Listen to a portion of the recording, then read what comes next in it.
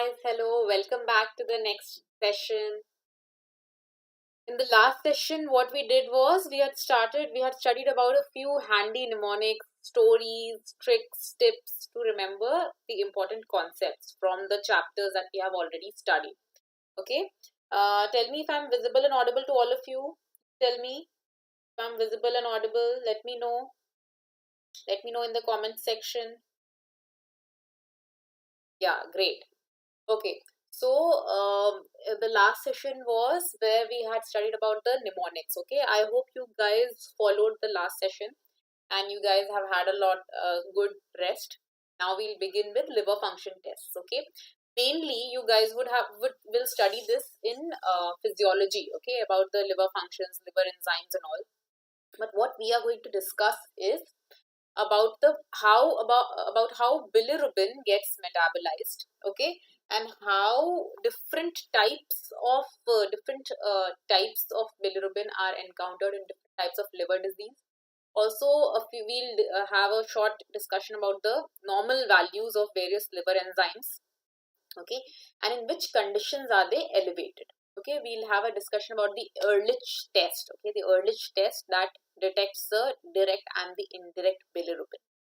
Okay, short and sweet lecture, and we'll elaborate upon this in the special class on Unacademy. Okay, we'll have a special class on Unacademy in the upcoming days where we'll have discussions on practical aspects. Okay, so this is how we are going to, this is a summary of the whole class, of the entire class that we are going to take on Unacademy special classes. Okay, I am Dr. Shivangi Shukla. I am your educator for biochemistry. We are conducting a rapid crash course, a very super fast crash course, as the name suggests, to cover the entire syllabus of biochemistry in a comprehensive manner in about 20 days. Okay, that is the plan.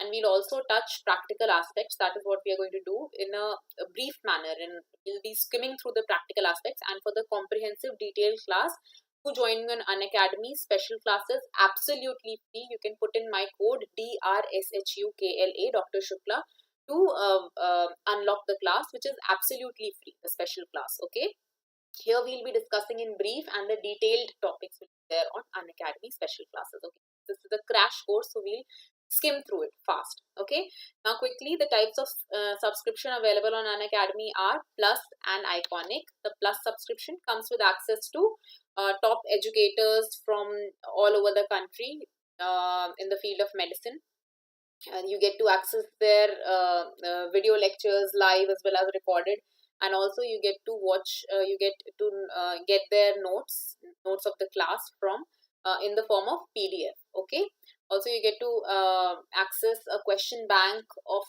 more than 25,000 questions that gets regularly updated. Okay, and the USP is that you can access these while on the go. Okay, and the Iconic subscription comes with access to resources from Prep Ladder as well.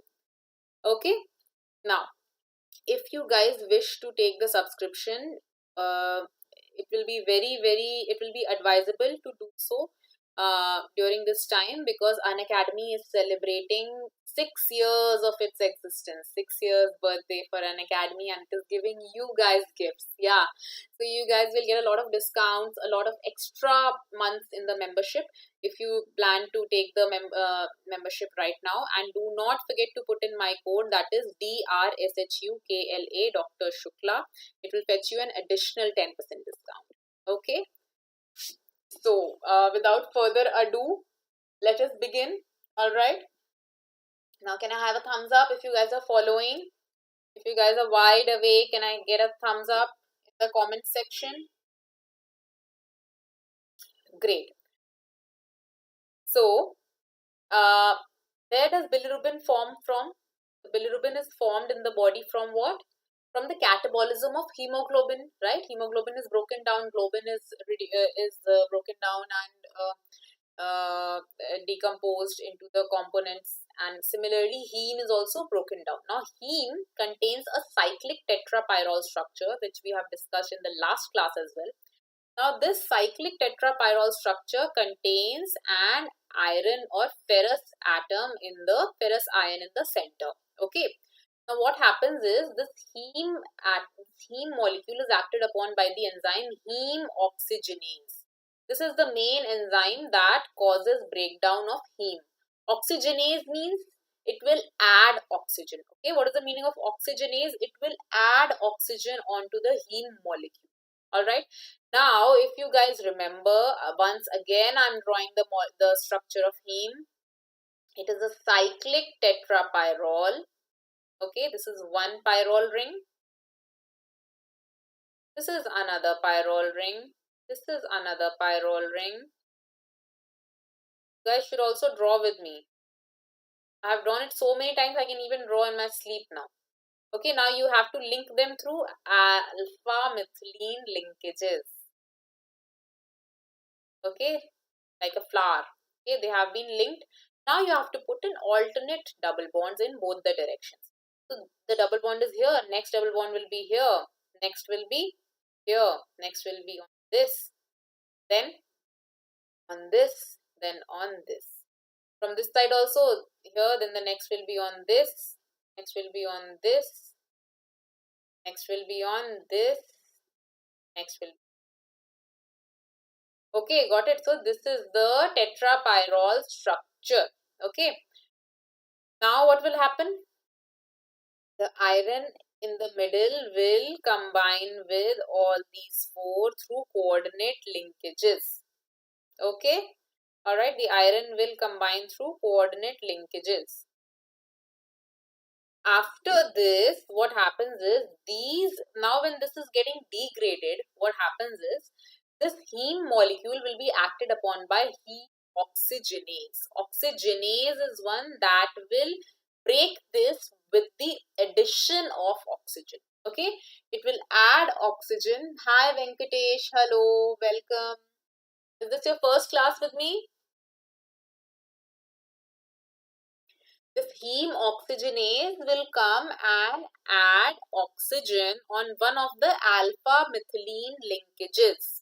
Okay, and it will break the linkage. Okay, one by one. One by one it will break the linkage. How? We'll see. Now, as this heme oxygenase is attacking the alpha methylene linkages, simultaneously the ferrous is being oxidized to ferric. Okay, and this ferric heme is called what? Hemin. Okay, and it will again be reduced by NADPH to ferrous. As it is getting reduced by NADPH to ferrous form, one oxygen will come and add itself between first and second tetrapyrrole and break this methylene bridge. Okay, so first the ferrous was oxidized to ferric. Then the ferric was again reduced to ferrous, and at the same time oxygen utilizing NADPH. This NADPH was reducing ferrous, and this NADPH was also adding oxygen on the alpha methylene bridge between first and second pyrrole. Now what happens? Now this ferrous that was produced here is again oxidized to ferric. Okay, now since it is again oxidized to ferric, one more oxygen will be added between the second and the third tetrapyrrole. Okay, so this sequence continues, ferrous to ferric to ferrous, and addition of oxygen on the tetrapyrrole rings. Okay. Now, what happens is when the second oxygen is added, the ferric ion cannot take it anymore. It is getting very stressed. Now, that ion will be released from the heme structure. Okay, following ferrous to ferric, ferrous, one oxygen is added, ferrous to ferric, another oxygen is added. Now this ferric is fed up, ferric fed up, goes off. Okay, got it? Now what happens is when the ferric has gone and oxygen has been added on two alpha methylene linkages, then the molecule that is formed is called biliverdin. Okay. Now this biliverdin is acted upon by an enzyme called biliverdin reductase. Okay, and this reductase reduces the third methylene bridge. Okay, earlier oxygen was added on the methylene bridge by oxygenase enzyme. Now On the third methylene bridge, what happens is reduction happens, okay, through the enzyme biliverdin reductase. And what is formed? Our star molecule, that is bilirubin. Got it? Now we'll quickly revise the formation of bilirubin. First, what happens is heme. Heme contains iron in the form of ferrous. Okay. Now this, what's up with Rebecca Hopkins? Rebecca, why? What is your doubt? Why such cryptic messages?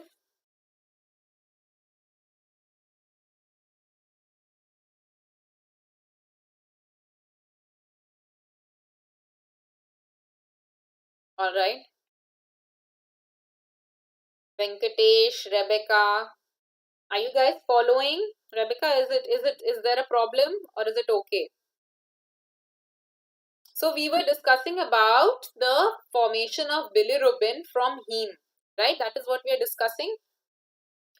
So what happens is that first the heme molecule, which contains ferrous iron, that heme molecule is acted upon by heme oxygenase. What does this oxygenase do? It adds oxygen on the alpha methylene bridges.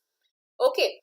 Now, the central iron iron that exists as ferrous form is oxidized to ferric, and it is called hemin. And then NADPH comes and adds oxygen on one alpha methylene bond. This NADPH, additional NADPH will also do, an additional NADPH molecule will come and that will reduce ferric to ferrous. Okay, got it. Now what happens is this ferrous will again be oxidized to ferric. Another oxygen molecule will be added. Another alpha methylene linkage will be broken. Not broken but oxygenated. And then what happens is the ferric form will be released. This is called biliverdin. That is the molecule that is left is called biliverdin. Okay. Now this biliverdin will be acted upon by biliverdin reductase that will reduce one of the alpha methylene linkages. And this biliverdin reductase will convert biliverdin to bilirubin. Okay, following. Now bilirubin has been formed.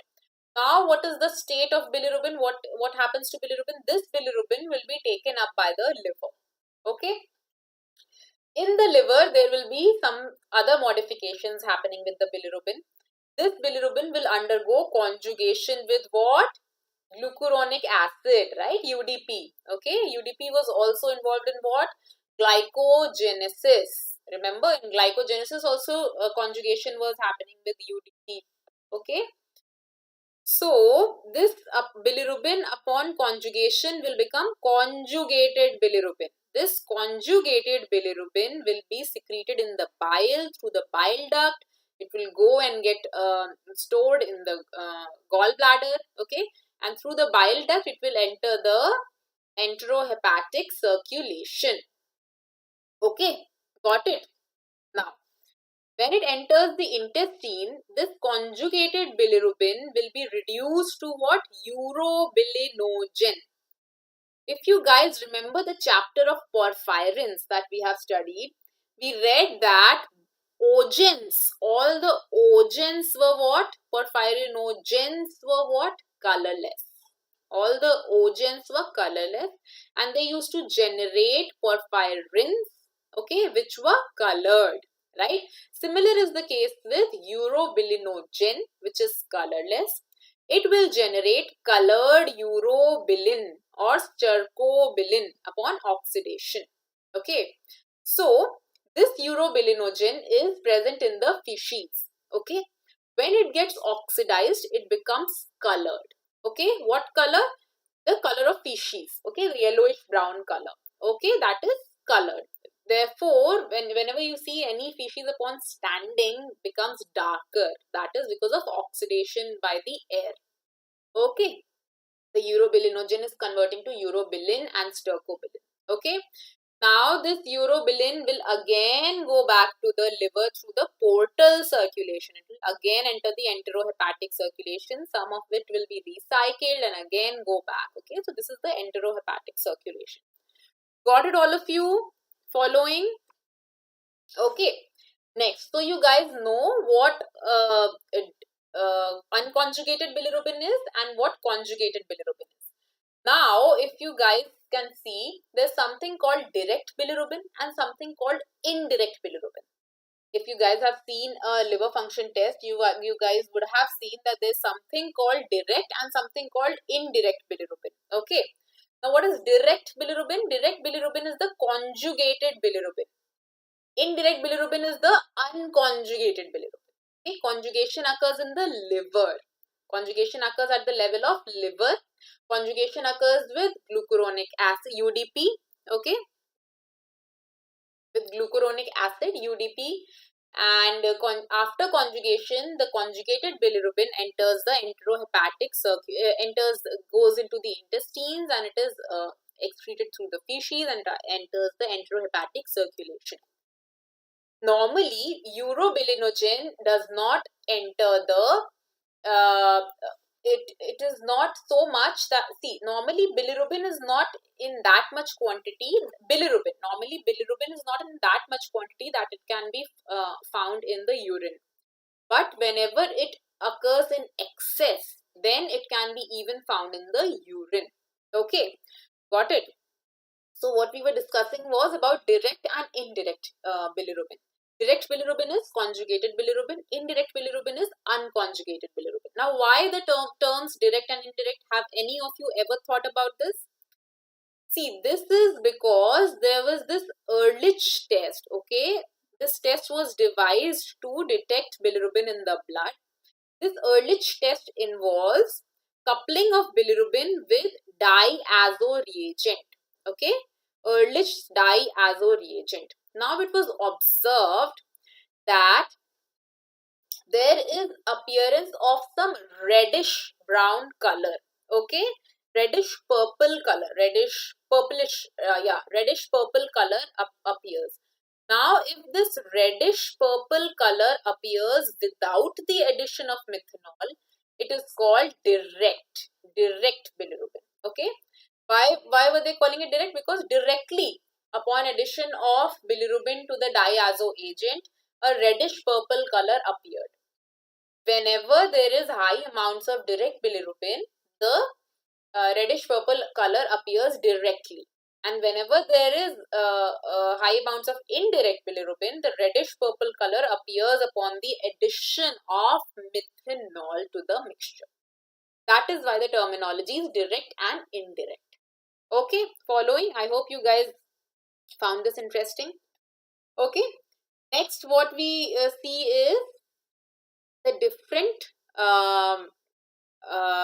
values or the different states of bilirubin, urobilinogen, urine bilirubin and fecal urobilinogen. Okay, we have already seen the metabolism of bilirubin. Now you guys have to tell me why these findings are as such. Okay, why are we getting these values? You guys have to tell me. Okay, first we'll discuss the normal values. In the normal state, the total bilirubin should be less than 1 milligram per deciliter. Okay, right? Sometimes it can be less than 2 as well. The range can be 1 to 2. Okay. Direct bilirubin, that is conjugated bilirubin, should be less than 0.1 to 0.4 and indirect should be less than 0.2 to 0.7. Okay, the normal values of urine urobilinogen are 0.4 milligrams per 24 hours, 0 to 4 milligrams per 24 hours. That is very minute quantities. Urine urobilinogen is excreted in very minute quantities normally. Okay, and normally, as I told you, bilirubin in the urine is absent. Okay, normally bilirubin is absent in the urine. Okay, now what is fecal urobilinogen? We read how urobilinogen is entered into the intestines where it is, see, conjugated bilirubin is entered into the intestines where it is converted to urobilinogen. Okay, so this is what the fecal urobilinogen, that is produced by the intestinal bacteria. The normal values of this is 40 to 280 milligram per 24 hours. See, fecal urobilinogen is present in good amounts in 24 hours, but urine urobilinogen is usually present in traces. Okay, you should keep this in mind. Now, suppose there's hemolytic anemia, that is a lot of hemolysis is going on, lot of breakdown of RBCs is going on. So, a lot of heme will be produced. What will happen? Indirect bilirubin will increase. Why? Because there is something happening before the level of liver. Okay, at the level of liver, conjugation happens. So something happening before the level of liver, that is hemolysis. We read about the destruction of heme before we read about liver, right? So always remember, something happening before the level of liver is will increase indirect hemoglobin, that is bilirubin, that is unconjugated bilirubin will be increased. Okay.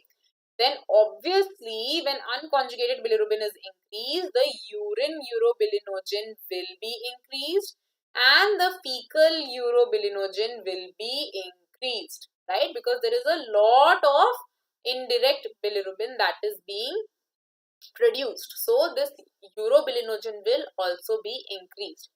Now, why can you guys tell me? I need an answer in the comment section. Why is urine bilirubin absent? Can you guys tell me why is urine bilirubin absent here?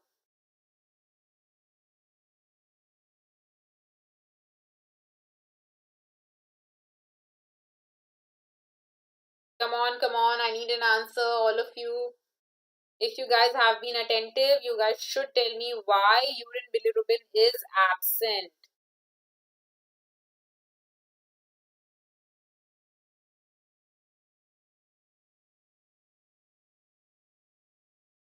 Because in the urine, it occurs after conjugation, remember? Okay, that is why hemolytic anemia is called acholuric anemia. Acholuric anemia. This hemolytic anemia is termed acholuric condition because there is no color to the urine. Okay, bilirubin, urine bilirubin is absent. Okay, now in hepatitis, that is at the level of liver, what will happen? If there is some disease at the level of liver, then both the direct as well as indirect bilirubin will increase because conjugation, some of it is getting conjugated, that will also increase. The liver cannot conjugate very rapidly, so the indirect one will also increase. Okay, now what happens is, now both the urine urobilinogen and the fecal urobilinogen will be absent. Okay, absent, or sorry, they will be decreased. Okay, they will be decreased, both the urine urobilinogen and the fecal urobilinogen, because the liver is not able to perform to its maximum capacity. It cannot conjugate to its maximum capacity. And always remember, urine bilirubin will only be present when there is some kind of obstruction. Okay, when there is some kind of obstruction, it will be, urine bilirubin will be present through increased back pressure when it is absorbed. Okay, got it? So urine bilirubin will be present only in cases of obstruction. Therefore, in obstructive jaundice that occurs after the level of liver, whenever bile ducts and all are obstructed, what happens is urine bilirubin is present and fecal urobilinogen is absent. That is why the feces are whitish in color, clay colored stools, and very highly straw colored urine. Got it? Now, did you guys understand? This is very important. This table, you guys should know what happens in different kinds of obstruction, different kinds of obstructions, or different kinds of injuries or diseases, defects at different places can lead to what types of jaundice. Okay. Now, very quickly, we'll read about liver enzymes and then we'll call it a day. Okay, because we have another class at 10 on the special classes. Okay, another class where we shall be discussing about, we'll be having a revision MCQ series. Okay, so quickly, the liver enzymes, the normal values you should know. ALT is what? SGPT. Okay, LT is L and P, LP, and S and O.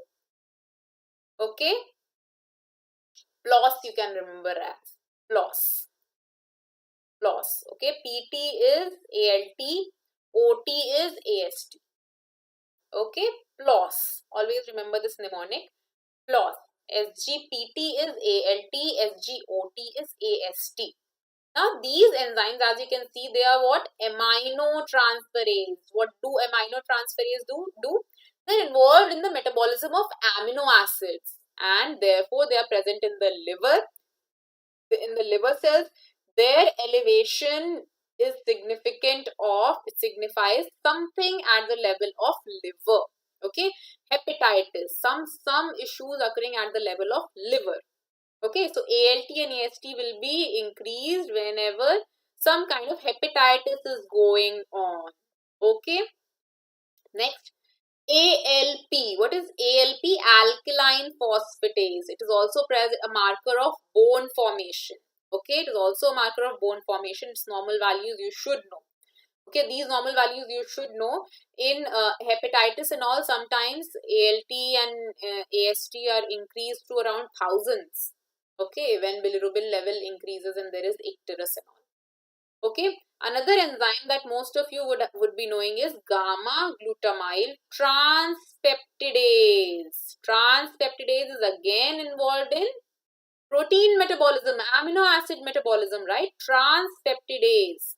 Okay, now this transpeptidase enzyme is usually increased in cases of obstructive liver disease and very important, autoimmune hepatitis, autoimmune liver disease.